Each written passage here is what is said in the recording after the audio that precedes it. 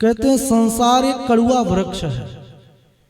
संसार कटु वृक्षस्य अद्वै फले हामृतोपमे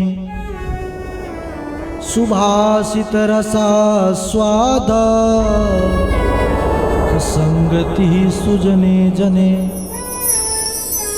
यह संसार एक कड़ुआ वृक्ष है, और जब वृक्ष ही कड़ुआ है तो फल कैसा होगा इसका।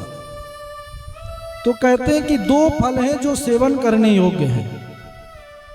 कहते हैं कि पहला तो है सुभाषित रसा स्वादा, सुंदर शास्त्रों का पुराणों का सुनना पढ़ना, उसका चिंतन मनन करना।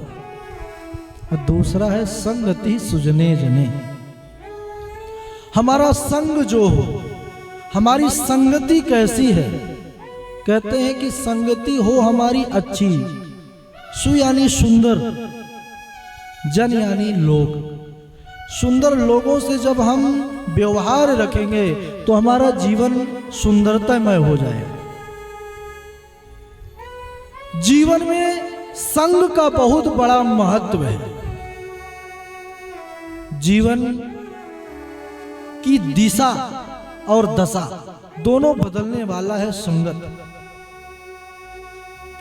अगर हमारा संगत जो है अच्छे लोगों से है तो हमारे अंदर केवल अच्छाइयों का ही प्रवेश होगा, और हम बहुत अच्छे हैं लेकिन थोड़ी सी त्रुटि हो गई, संगति ऐसे लोगों से हो गई जिनके आचरण सही नहीं है, तो समझ लेना सज्जनों कि धीरे धीरे हमारे जो सद आचरण हैं वह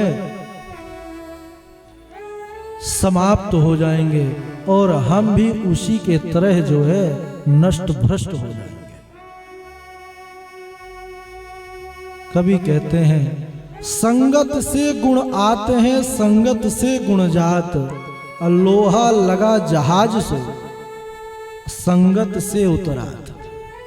संग का इतना बड़ा प्रभाव होता है जीवन में कि देखिए नौका होती है, आप छोटा सा कंकड़ जल पर डालिए तुरंत डूब जाएगा, लेकिन वही जो नौका होती है काठ की, उस पर बड़े बड़े कीले ठुकी हुई होती हैं, लगी हुई होती हैं, लेकिन वह संगति किसकी संग में आ गए? नौका। नौका का गुण क्या है? जल के ऊपर रहना।